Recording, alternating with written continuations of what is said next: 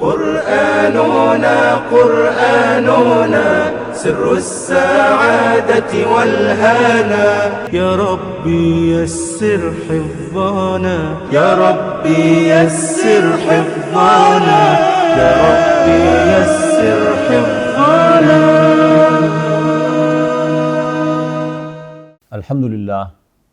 الحمدللہ وکفا والصلاة والسلام علی عبادہ الذین اصطفیٰ خصوصاً علی افضلہم وخاتم النبیین محمد الامین وعلی آلہ واصحابہ اجمعین. اما بعد فاعوذ باللہ من الشیطان الرجیم. بسم اللہ الرحمن الرحیم. وقال اللہ عز وجل الرحمن علم القرآن خلق الانسان علمہ البیان.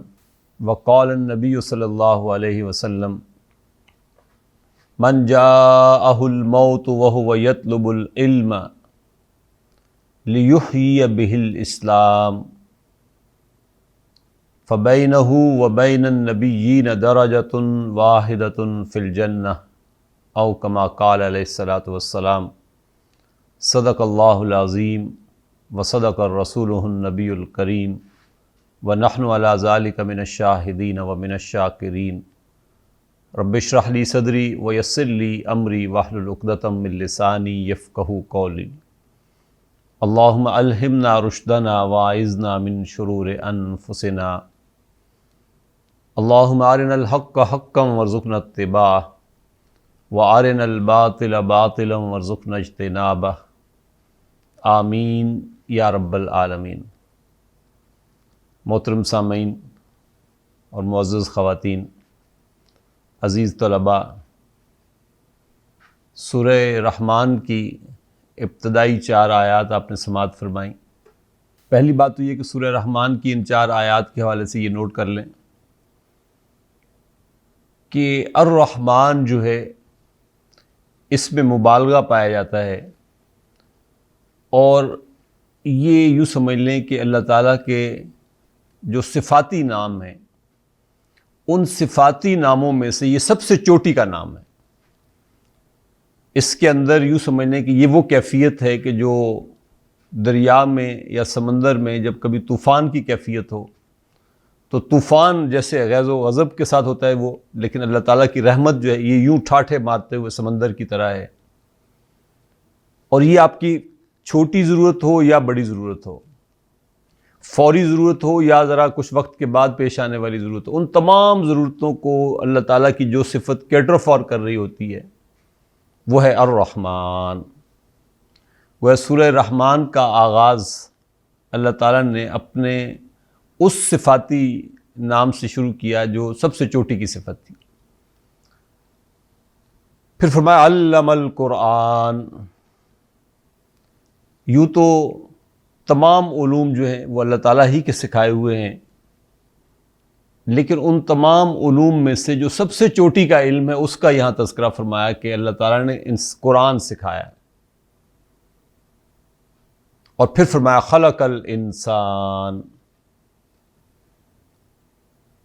ساری مخلوقات اللہ تعالیٰ ہی کی پیدا کردہ ہیں، لیکن جو سب سے چوٹی کی عظیم ترین مخلوق جو اللہ تعالیٰ نے دنیا میں پیدا کی وہ انسان ہے. لہذا انسان کی تخلیق کا یہاں ذکر فرمایا کہ اس نے انسان کو پیدا فرمایا. اور انسان کو جتنی صلاحیتیں بھی ملی ہوئی ہیں وہ سب اللہ تعالیٰ ہی کی طرف سے ودیت شدہ ہیں، لیکن ان تمام صفات میں سے پھر سب سے جو چوٹی کی صفت ہے اور جو انسان کو پھر ممتاز کر دیتی ہے تمام جانوروں پر اور جانداروں پر، وہ ہے اس کا نطق بیان جو ہے. فرمایا کہ خلق الانسان علمہ البیان. اس رحمان نے اس انسان کو جس کو قرآن سکھایا تھا اس کو پھر بیان کی صلاحیت دی. اور اس بیان کی صلاحیت کو انسان کہاں کہاں استعمال نہیں کرتا. آپ اگر غور فرمائیں گے تو شاید انسان اپنے رزق کمانے کے لیے چاہے ہاتھ سے کام بھی کیوں نہ کر رہا ہو، لیکن اصل اس کی کمائی جو ہے وہ اس کی زبان کی وجہ سے اسے حاصل ہو رہی ہوتی ہے. اور کچھ پروفیشن تو ظاہر ہیں ہی ایسے کہ جس میں ساری کمائی زبان ہی کی کمائی ہے، وہ صحیح کما رہا ہو یا غلط کما رہا ہو. مثلا ٹیچنگ پروفیشن میں استاد صرف زبان کی کمائی کھاتا ہے، وکالت کی پروفیشن میں وکیل صرف زبان کی کمائی کھاتا ہے. تو اللہ تعالیٰ کا مطالبہ کیا ہے؟ ان 4 آیات سے جو سبق ملتا ہے ہمیں وہ کیا ہے کہ اس چوٹی کی صلاحیت کو، یہ جو بیان کی صلاحیت ہے، جو اس چوٹی کی مخلوق کو حاصل ہوئی جس کو انسان کہا گیا، اس کو چاہیے کہ وہ اس کو قرآن سیکھنے میں لگائے. اور جب قرآن سیکھے گا تو جو سب سے بزرگ و برتر ہستی ہے جو الرحمن کہلاتی ہے، اس کے ساتھ گویا کہ انسان کا تعلق ہے پھر جو اسٹیبلش ہو جائے گا. اور بادشاہ جس کا ہو گیا، ظاہر ہے اس کا سب کچھ ہے. تو بادشاہ کے ہاتھ میں ہاتھ دے دیا گیا اگر، تو میں بھی حکایت بھی سناؤں گا ایک آپ کو آخر میں، کہ بادشاہ کا ہاتھ جو تھام لے یا جن ہاتھوں کو بادشاہ تھام لے، وہ ہاتھ کیا پھر کبھی جہنم میں جا سکتے ہیں؟ جس کو وہ بادشاہ جس کے ہاتھ تھام لے، اور جس کے ہاتھ جہنم میں جانے سے بچ گئے، انشاءاللہ اس کے بارے میں یہی توقع رکھی جا سکتی ہے کہ اس کا باقی جسم بھی جہنم میں جانے سے بچ جائے گا. اب یہ جو سیکوینس ہمیں سمجھ آیا کہ یہ جو چوٹی کی صلاحیت میسر آئی تھی چوٹی کی مخلوق کو، اس کو اگر اس نے خرچ کیا قرآن کا علم سیکھنے اور سکھانے پر، تو رحمان کے ساتھ جو تعلق اس کا بنے گا تو وہ پھر نوع انسانی کا بہترین انسان کہلائے گا. اب اس کو اس حدیث کے ساتھ جوڑ لیں کہ جس میں رسول اللہ صلی اللہ علیہ وسلم نے فرمایا کہ خیرکم من تعلم القرآن وعلمہ، تم میں سے بہترین لوگ وہ ہیں جو قرآن سیکھتے ہیں اور پھر اس کو سکھاتے ہیں. اور ہم نے اگرچہ اپنی آنکھوں سے تو نہیں دیکھا، لیکن تاریخ کی کتابوں میں ہم نے یہی پڑھا کہ نوع انسانی نے پوری تاریخ انسانی میں سب سے بہترین لوگوں کو کبھی اگر دیکھ پائی یہ زمین اور یہ فلک، تو یہ اس جماعت کے کارنامے تھے کہ جو جماعت تیار کی تھی جناب رسول اللہ صلی اللہ علیہ وسلم نے، جن کو ہم صحابہ کرام کے نام سے جانتے ہیں، اور جن کے بارے میں رسول اللہ صلی اللہ علیہ وسلم نے فرمایا تھا کہ ان میں سے ہر شخص، ہر صحابی جو ہے وہ ستاروں کی مانند ہے. تم جس کے بھی ساتھ اٹیچ ہو جاؤ گے، جس کے ساتھ بھی چل پڑو گے، جس کو بھی فالو کرنے لگ جاؤ گے، تو گویا تم ہدایت پا جاؤ گے. تو گویا نوع انسانی کی جو سب سے بڑی ضرورت ہے، میری، آپ کی، ہر شخص کی، وہ ہے ہدایت. اس نوع انسانی کے اس گروہ نے، اس مقدس جماعت نے جو کام کیا تھا وہ تھا ایک ایسا نظام جس کو اصل میں اسلام کہتے تھے، جس کو دین کہتے تھے، وہ لاگو کیا اپنے اوپر اولاً، اور پھر جہاں جہاں تک ان کی رسائی ہوئی وہاں تک یہ سارا دین انہوں نے پھیلایا. لہذا ایک تو انٹینشن یہ کہ آپ بہترین انسانوں میں اپنا شمار کروانا چاہ رہے ہیں اور رحمان کے ساتھ آپ اپنا تعلق جوڑنا چاہ رہے ہیں، تو اس بیان کی صلاحیت کو قرآن سیکھنے پہ لگائیں تاکہ اللہ رب العزت جو الرحمن ہے اس کے ساتھ ہمارا ایک تعلق جو ہے وہ مضبوط بنیادوں پر اسٹیبلش ہو.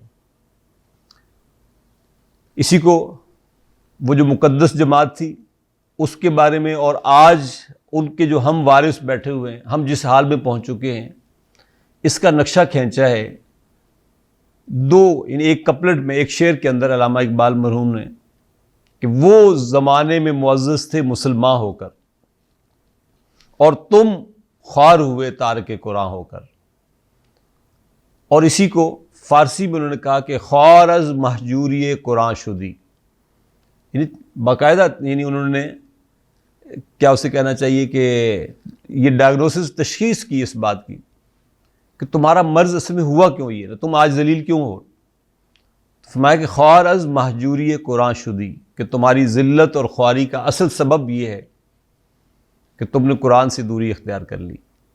شکوہ سنجے گردش دوران شدی، اور الزام تم نے دیا گردش زمانہ کو.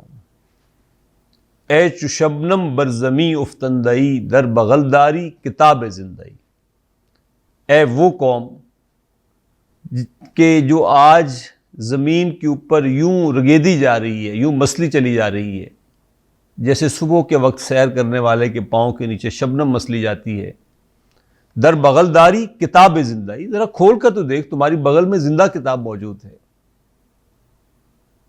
اور وہ زندہ کتاب ان کے پاس تھی تو وہ زمانے میں معزز تھے مسلمان ہو کر، اور آج ہمارے پاس نہیں ہے، ہمارا اس کے ساتھ کوئی عملی تعلق باقی نہیں رہا، لہذا تم خوار ہوئے تارک قرآن ہو کر۔ یہی وہ تشخیص تھی جو 80 برس کی عمر میں مالٹا سے رہائی پر جب دارالعلوم دیوبند میں خطاب فرمایا شیخ الہند رحمۃ اللہ علیہ نے، تو باقاعدہ کہا، وہاں علماء سے خطاب تھا ان کا، اور مفتی شفیع صاحب رحمۃ اللہ علیہ بھی اس مجلس میں موجود تھے، جب شیخ الہند نے یہ فرمایا کہ جیل کی تنہائیوں میں جتنا بھی میں نے غور و فکر کیا، بس 2 ہی باتیں سمجھ آئیں ہمیں تو۔ اس پر مفتی صاحب کہتے ہیں کہ ہم حیران ہوئے کہ 80 سال کی عمر میں ہندوستان کا سب سے بڑا عالم وہ کون سا سبق ہے یا وہ کون سی تشخیص ہے جو جیل سے کر کے نکل رہا ہے؟ تو فرمایا کہ ایک تشخیص تو یہ ہے کہ یہ امت ذلیل اس لیے ہو رہی ہے کہ اس نے قرآن کو چھوڑ دیا، اور دوسری تشخیص یہ ہے کہ یعنی ہماری ذلت کا دوسرا سبب یہ ہے کہ اس امت نے تفرقے میں پڑ گئی ہے۔ اور مفتی صاحب فرماتے ہیں کہ اصل مسئلہ یہ تھا کہ تشخیص میں بیماری تو ایک ہی تھی، دوسرا تو اس کا نتیجہ تھا۔ وجہ یہ تھی کہ ہم نے قرآن چھوڑا، نتیجہ یہ نکلا کہ ہم تفرقے میں پڑ گئے۔ اور پھر شیخ الہند نے فرمایا کہ اب میں تو یہ طے کر کے آیا ہوں کہ ہندوستان کی بستی بستی گاؤں گاؤں جاؤں گا اور عوام الناس کو قرآن پڑھانے کی کوشش کروں گا۔ پیرانا سالی تو ویسی تھی، 80 برس عمر تھی، تیسری سٹیج کی ٹی بی تھی شیخ الہند کو، 3rd سٹیج کی ٹی بی تھی، گویا کہ بالکل ختم ہو چکے تھے پھیپھڑے ان کے۔ چارپائی پر لٹا کر شیخ الہند کو لے جایا جاتا تھا، کبھی ایک گاؤں، کبھی دوسرے گاؤں، کبھی ادھر درس دے رہے ہیں، کبھی ادھر درس دے رہے ہیں۔ یہ شیخ الہند کے کام کی کنٹینیوٹی ہے بیسیکلی، جس کو یوں سمجھنے کہ فکری سطح پر پھر علامہ اقبال رحمۃ اللہ علیہ نے اٹھایا، اور اس کو پھر عملی طور پر کچھ اور لوگوں نے بھی، جیسے مولانا ابوالکلام آزاد لے کر چلے، پھر سید ابو العلا مودودی لے کر چلے، اور عوامی سطح پر جتنے بڑے پیمانے پر یہ کام محترم ڈاکٹر اسرار احمد صاحب نے کیا ہے، شاید اس کی تو کوئی مثال اس دور میں نہ ملے۔ اسی کی یہ کنٹینیوٹی بھی ہے کہ جب قرآن کو چھوڑا اور تفرقے میں پڑے تو ظاہر ہے پھر وہ اسلام کدھر رہ گیا، وہ اسلام بھی ختم ہو گیا۔ اسی اسلام کے لیے یہ احیائی تحریکیں تھیں جو اٹھیں، جس کو حزب اللہ کے نام سے پہلے ابوالکلام آزاد نے کام شروع کیا رحمۃ اللہ علیہ، پھر اسی کام کو آگے بڑھایا سید ابو العلا مودودی رحمۃ اللہ علیہ نے، اور اسی کام کو پھر تنظیم اسلامی کے پلیٹ فارم پر محترم ڈاکٹر اسرار احمد صاحب رحمۃ اللہ علیہ لے کر چلے آگے۔ اور یہ پانچوں کہہ لیں، شیخ الہند، علامہ اقبال، ابوالکلام آزاد، ابو العلا مودودی اور ڈاکٹر اسرار احمد، یہ پانچوں جو بزرگ تھے ہمارے، ان سب کا کام کا جو مین فوکس تھا وہ قرآن مجید کے اوپر تھا۔ اور قرآن مجید کو پتہ نہیں کیوں ہم نے یہ سمجھ رکھ لیا کہ یہ شاید صرف علماء کے کرنے کا کام ہے، کیونکہ یہ بہت مشکل ہے۔ اور جب ہندوستان میں گورا آیا تو 2 تعلیم یعنی 2 علم رکھنے والے لوگ، کیونکہ علم کو نوکریوں کے ساتھ نتھی کر دیا گیا اور نوکریاں انگریزی کے علم کے ساتھ وابستہ کر دی گئیں، لہذا فارسی اور عربی پڑھے ہوئے لوگ سب ان پڑھوں کے اندر شمار ہونے لگے۔ جب ان کا شمار ان پڑھوں میں ہونے لگ گیا تو اب ظاہر کسی کو کیا ضرورت پڑی تھی کہ وہ عربی سیکھے یا فارسی سیکھے؟ تو یہ وقت آیا کہ پھر یہ محسوس ہونے لگ گیا کہ یار یہ تو شاید بڑی مشکل زبان ہے، جبکہ قرآن مجید نے فرمایا کہ وَلَقَدْ يَسَّرْنَا، یعنی اللہ تعالیٰ فرما رہے ہیں وَلَقَدْ يَسَّرْنَا الْقُرْآنَ، ہم نے تو قرآن کو نہایت آسان بنایا، فَهَلْ مِن مُدَّكِرٍ، تو کوئی ہے جو اس سے نصیحت حاصل کرے؟ گویا کہ یاد دہانی کے لیے، نصیحت کے لیے، مین میسج کو سمجھنے کے لیے، ہدایت اور تذکیر کے لیے تو قرآن مجید انتہائی آسان ہے۔ تو معاملہ کیا ہوگا؟ پھر کہیں خرابی ہمارے اندر ہے، ہم نے اس کو سیکھنے کی کوشش نہیں کی۔ لہٰذا یہ حوصلہ اپنے اندر پیدا کریں اور اس آیت پر ایمان لائیں کہ اللہ تعالیٰ فرما رہے ہیں تو یہ بالکل درست فرما رہے ہیں، اور جس کا ایک بھی آیت کا وہ منکر ہے یا اس پر اس کو یقین نہیں ہے تو اسے اپنے ایمان کے سامنے پھر کویسچن مارک رکھنا چاہیے کہ وہ پھر کہاں کھڑا ہوا، اس کا ایمان کہاں ہے کہ نہیں ہے۔ تو اگر قرآن آسان ہے تو قرآن تو عربی زبان میں ہے، پھر یہ کیسے ممکن ہے کہ زبان مشکل ہو؟ لہذا یہ اس وہمے کو اپنے ذہن سے نکالیں کہ عربی کوئی مشکل زبان ہے۔ عربی ہرگز مشکل زبان نہیں ہے، عربی انتہائی آسان ہے۔ ہاں، ہم نے بورڈ کا استعمال چھوڑ دیا، شاید ہمارے سمجھانے میں یا ہمارے خلوص اخلاص میں یا ہماری صلاحیتوں میں کہیں کمی تھی کہ جس کی وجہ سے ہم اس زبان کو نہ سیکھ سکے نہ ہم سکھا سکے، لیکن قرآن مجید کیونکہ کہہ رہا ہے تو یہ آسان ہے۔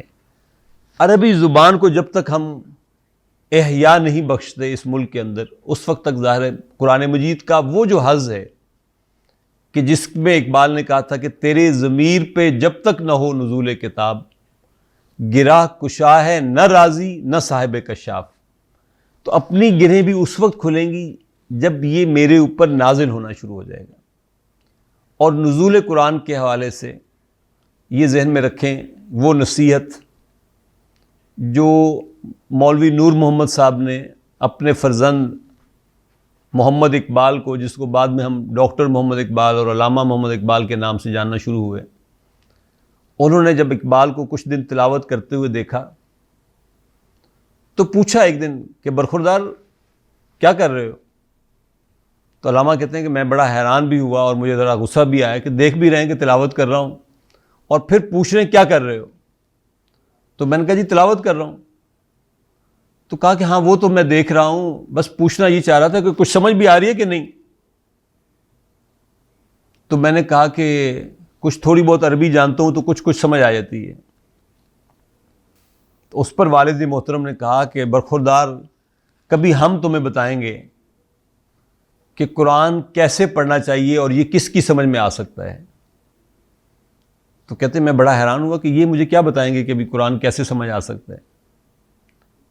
تو چند دن کے بعد وہ کہتے ہیں کہ پھر وہ آئے اور بیٹھ گئے میرے پاس اور مجھے کہنے لگے کہ بیٹا یاد رکھنا، یہ قرآن اس کی سمجھ میں بالکل نہیں آ سکتا جس پر یہ نازل نہیں ہوتا۔ اس پر وہ کہتے ہیں میں حیران ہوا اور میں نے ان سے کہا کہ ابا جی اس کا مطلب قرآن رسول اللہ صلی اللہ علیہ وسلم کے بعد کیا پھر کسی کو سمجھ نہیں آ سکتا؟ تو والد محترم نے کہا کہ نہیں، ایسی بات نہیں ہے۔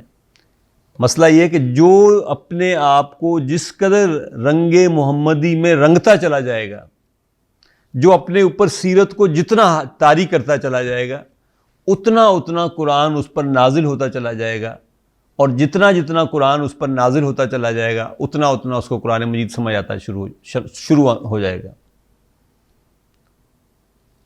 تو اس کے بعد غالباً یہ شعر پھر انہوں نے کہا تھا کہ تیرے ضمیر پہ جب تک نہ ہو نزول کتاب، یعنی جب تک یہ تیرے اپنے قلب کے اوپر نازل ہونا نہیں شروع ہو جاتی، گرہ کشا ہے نہ راضی نہ صاحب کشاف، جب یہ میرے ضمیر پہ نازل ہونا شروع ہو جائے گا پھر ہے وہ تبدیلی جس کا میں اور آپ ہم خواہاں ہیں کہ یہ تبدیلی ہم باہر انقلاب لانے چلے ہیں۔ یاد رکھیے گا باہر کا انقلاب کبھی نہیں آ سکتا اس وقت تک جب تک اندر انقلاب نہ آ جائے۔ اندر کا انقلاب کیسے آئے گا؟ حضرت علامہ نے فرمایا کہ چوں بجاں در رفت جاں دیگر شد، کہ یہ قرآن جب تمہارے اندر اتر جائے گا تو تمہارے اندر انقلاب آ جائے گا، تمہارا اندر بدل جائے گا۔ جاں چو دیگر شد جہاں دیگر شود، جب تمہارا اندر بدل جائے گا پھر چار سو باہر بھی بدل جائیں گے۔ وہ اسلام جو آج میرے اندر بھی موجود نہیں، ظاہر ہے اس کا کہیں باہر بھی اظہار نہیں ہو رہا، لہذا میں قرآن یا قرآن کی زبان کیوں سیکھوں؟ اب آئیے اس حدیث پر۔ حضور نے فرمایا من جاءہ الموت وہو یطلب العلم، وہ شخص جس کو آئی اس کی موت اس حال میں کہ وہ یطلب العلم، وہ علم سیکھنے پر، وہ تحصیل علم میں مگن تھا۔ اور تحصیل علم وہ کیوں کر رہا تھا؟ لِيُحْيِيَ بِهِ الاسلام، وہ اس علم کے ذریعے سے اسلام کو از سر نو زندہ کرنا چاہتا تھا۔ پہلی وحی کے الفاظ پر اگر آپ غور فرمائیں تو حضور صلی اللہ علیہ وسلم کو علم کی ترغیب دلوائی گئی اس وحی میں جس میں حضور کے نبوت کا ظہور ہو رہا ہے۔ اقرأ بسم ربک الذی خلق، بالکل پہلا لفظ ہی پڑھنے سے شروع ہو رہا ہے، پڑھیے آپ اپنے رب کے نام سے، اور رب کا بھی تعارف کرا دیا کہ رب کون ہوتا ہے، الذی خلق، وہ جس نے پیدا کیا۔ اقرأ بسم ربک الذی خلق، خلق الانسان من علق، اقرأ وربک الاکرم۔ پہلی 5 آیات نازل ہوئی، 2 دفعہ اقرأ کا لفظ آیا ہے، اقرأ وربک الاکرم الذی علم بالقلم، اس نے انسان کو قلم کے ذریعے سے علم سکھایا۔ علم الانسان ما لم یعلم، اس نے انسان کو سکھایا وہ جو وہ نہیں جانتا تھا۔ گویا علم جو ہے وہ پردے اٹھاتا ہے ان حقائق سے جو انسان کے علم میں اس وقت نہیں ہوتے، جو انسان نہیں جانتا۔ تو لیحیی بہ الاسلام، علم کے بغیر اسلام کا احیاء گویا یہ پاسبل نہیں ہے۔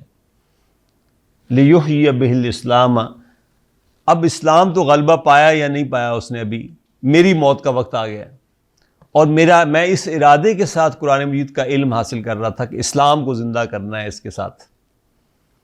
تو حضور نے فرمایا کہ فَبَيْنَهُ وَبَيْنَ النَّبِيِّينَ دَرَجَةٌ وَاحِدَةٌ فِي الْجَنَّةِ، تو اس کے اور انبیاء کے مابین جنت میں صرف 1 درجے کا فرق ہوگا۔ تو کتنا یعنی عظیم مقصد ہے میری زندگی کا پھر، کہ نمبر 1 دنیا کے اندر خیرکم میں شامل ہو جاؤں گا، اور یہ سب سے سچے انسان کی دی ہوئی خبر ہے، خیرکم من تعلم القرآن وعلمہ، اور اسی سب سے سچے انسان نے یہ بھی فرما دیا کہ فَبَيْنَهُ وَبَيْنَ النَّبِيِّينَ دَرَجَةٌ وَاحِدَةٌ فِي الْجَنَّةِ، انبیاء کے اور میرے درمیان اگر جنت میں صرف 1 ہاتھ کا 1 درجے کا فرق رہ جائے تو مجھ سے زیادہ خوش قسمت انسان پھر کون ہوگا؟ تو ہم سب اس خوش قسمتی، ہماری خوش قسمتی ہے یہ، اگر ہم اس ارادے کے ساتھ عربی اور قرآن مجید سیکھنے کے لیے آ جائیں۔ اور تیسری میں نے آپ سے آخری بات جو کرنی ہے وہ حکایت ہے جس کا میں نے شروع میں ذکر کیا تھا کہ میں شاید آپ کو ایک حکایت بھی سناؤں۔ کہتے ہیں کہ امرتسر میں اورنگزیب عالمگیر رحمۃ اللہ علیہ کے زمانے میں ایک بچہ تھا چھوٹا سا، اس کے والد کا انتقال ہو گیا، تو اس کی ساری جائیداد پہ اس کے چچاؤں نے قبضہ کر لیا۔ علاقے کے جو شرفاء تھے انہیں ترس آیا اس بچے پر، ہمدردی ہوئی کہ بچے کے ساتھ زیادتی ہے، بچہ بھی ذرا چھوٹا ہے، کچھ کر نہیں سکتا۔ تو انہوں نے اس بچے کو تیار کیا کہ اورنگزیب عالمگیر رحمۃ اللہ علیہ بہت ہی درویش اور بڑے ہی انصاف پسند حکمران ہیں، تو تم آؤ ہم تمہیں اس کے پاس لے چلتے ہیں، وہ تمہیں تمہارا حق واپس دلوا دے گا۔ اب یہ اسے لے کر نکلے ہیں دہلی کے لیے، تو راستے میں وہ بچے کو سمجھاتے رہے کہ بادشاہ سے جب تم ملو گے تو تم اگر بادشاہ یہ سوال کرے تو یہ جواب دینا، یہ سوال کرے تو یہ جواب دینا۔ بچہ بڑا ذہین تھا، جب یہ ذرا خاموش ہوئے تو بچے نے خود ہی کہا کہ اگر بادشاہ نے وہ سوال کر لیا تو پھر؟ تو وہ دونوں بزرگ آپس میں مسکرائے، انہوں نے کہا یہ بچہ بڑا ذہین ہے، اس کو کچھ بریف کرنے کی ضرورت نہیں، یہ خود ہی ٹیکل کر لے گا بادشاہ کے ساتھ۔ جب یہ وہاں پہنچے بادشاہ کے محل میں تو ان کو بتایا گیا کہ بادشاہ سلامت فلاں جگہ پہ سوئمنگ کر رہے ہیں۔ تو انہوں نے اس لڑکے کو آگے کر دیا کہ بادشاہ وہاں سوئمنگ کر رہا ہے تو تم وہاں چلے جاؤ۔ تو بادشاہ نے اپنے اس جو بھی سوئمنگ پول اس کا ہوگا اس کے کنارے پر ابھی اندر ہی کھڑا ہوا پانی کے، اس لڑکے کا یوں ہاتھ پکڑے دونوں اور اس پوچھا کون ہو تم؟ اس لڑکے نے اپنا تعارف کروایا۔ تو بادشاہ نے اس کی ذرا ہمت اور حوصلے کو چیک کرنے کے لیے اسے کہا کہ پانی بڑا گہرا ہے، اگر میں تمہیں یہاں سے پکڑ کے یوں تھوڑا سا دھکا دے کے جھٹکا دے کے چھوڑ دوں تو ڈوب جاؤ گے تم۔ تو اس نے کہا کہ بادشاہ سلامت کوئی پرواہ نہیں ہے۔ اس نے کہا تمہیں ڈوبنے سے ڈر نہیں لگتا؟ مسئلہ کیا ہے تمہارے ساتھ؟ تو اس بچے نے جو بات کہی میں وہ شیئر کرنا چاہ رہا ہوں آپ کے ساتھ۔ اس بچے نے کہا کہ بادشاہ سلامت، جس کے ہاتھ بادشاہ کے ہاتھ میں ہو اسے کس بات کا خوف ہونا چاہیے؟ اسے کسی چیز کا خوف نہیں ہونا چاہیے۔ تو بادشاہ روتے ہوئے باہر نکلا. اس نے کہا کیا بڑی بات کہی ہے تم نے.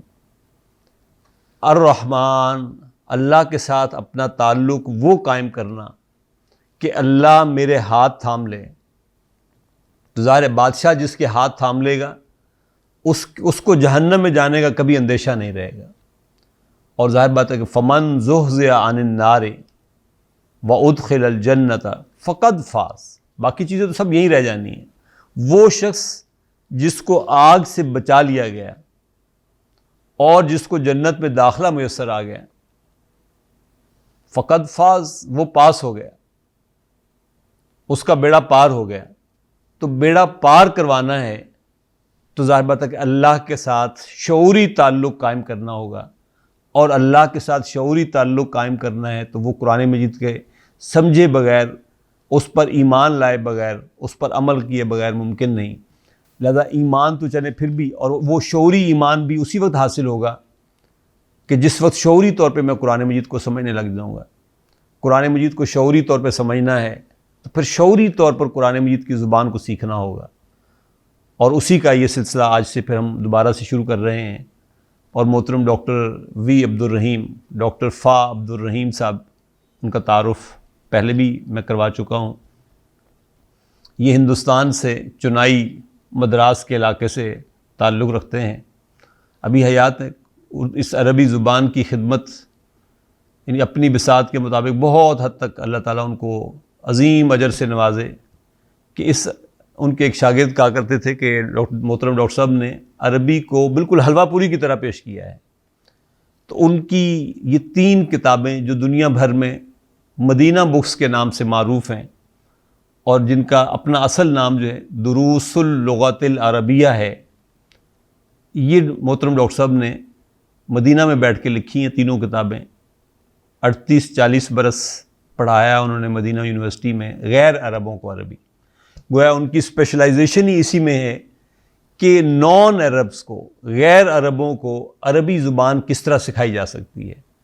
پھر مجھے یہ اعزاز بھی حاصل ہوا کہ میں محترم ڈاکٹر صاحب کے آفس میں ان سے ملنے کے لیے گیا مدینہ وہاں اس وقت وہ جو کنگ فہد پرنٹنگ پریس ہے وہاں پہ وہ ڈائریکٹر ہیں ٹرانسلیشن ونگ کے. جتنی زبانوں میں وہاں ترجمہ ہو رہا ہے قرآن مجید کا، ان تمام زبانوں کے یہ ڈاکٹر صاحب ایکسپرٹ ہیں. تو میری ان سے وہاں ان کے آفس میں ملاقات ہوئی تو میں نے دیکھا ایک ریک میں بہت ساری زبانوں کی ڈکشنریز لگی ہوئی تھی ان کی. اور میں آپ سے یہ بھی ریکویسٹ کروں گا، محترم ڈاکٹر صاحب کو یہ گلہ بھی ہے کہ ہندوستان پاکستان کے لوگ جو ہیں یہ ڈکشنریز نہیں دیکھتے، لغت کو بالکل کنسلٹ نہیں کرتے. تو زبان میں ترقی کیسے ہوگی اگر لغت کو کنسلٹ نہیں کریں گے؟ تو ان کا یوں سمجھ لیں کہ یہ 40-45 سال کے جو غور و فکر کا آؤٹ کم تھا وہ یہ 3 کتابیں تھیں دروس اللغت العربیہ کے حوالے سے کے نام سے. ان کتابوں کو الحمدللہ مجھے بھی یہ اعزاز حاصل ہوا کہ میں نے اسی جگہ پر فیصل آباد کی اس قرآن اکیڈمی میں وہ 3 کتابیں کوشش کی اپنی طرف سے کہ اچھے طریقے سے پڑھا کر ان کی ریکارڈنگ کروا دی جائے. اور الحمدللہ بہت سارے لوگ اس سے مستفید بھی ہو رہے ہیں. لیکن اسی کے ساتھ پھر ایک تقاضا اور آیا کہ کچھ اسکولوں نے یہ کتابیں اپنے ہاں جب لاگو کیں. اب اسکول میں ذرا ریسٹرکشن ہوتی ہے کہ پیریڈ ہوتا ہے 40 منٹ کا، اور یہ کہ جو اس وقت میرے مخاطب تھے وہ ظاہر سارے بڑے لوگ تھے.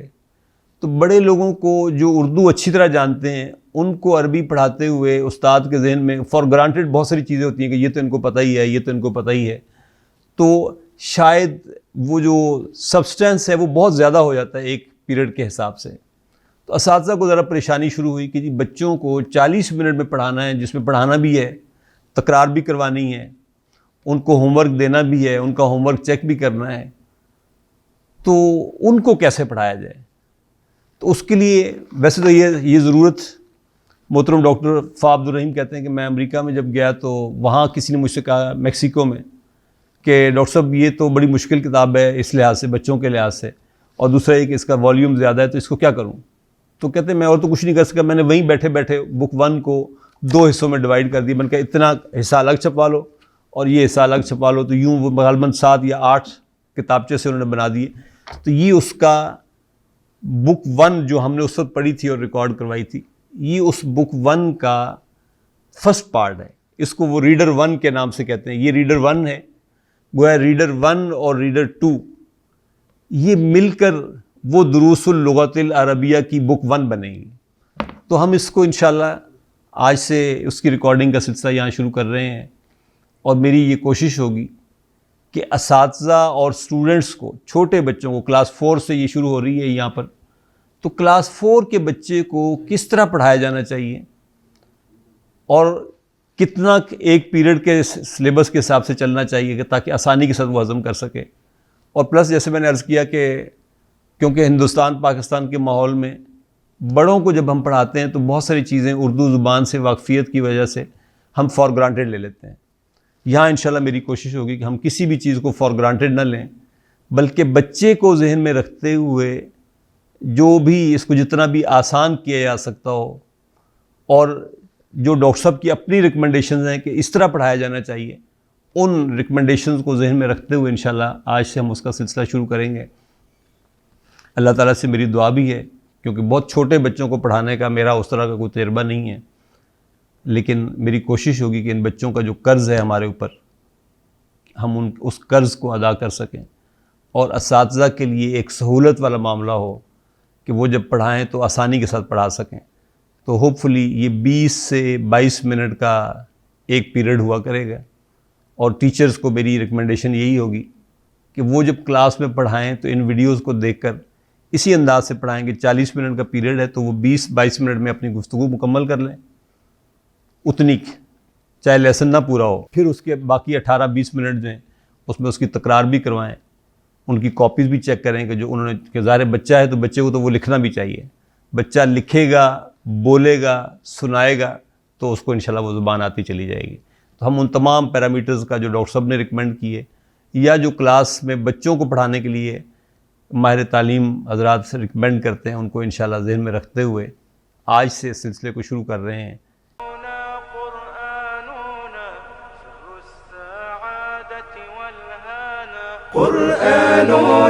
قرآننا سر السعادة والهانا يا ربي يسر حفظنا يا ربي يسر حفظنا يا ربي يسر حفظنا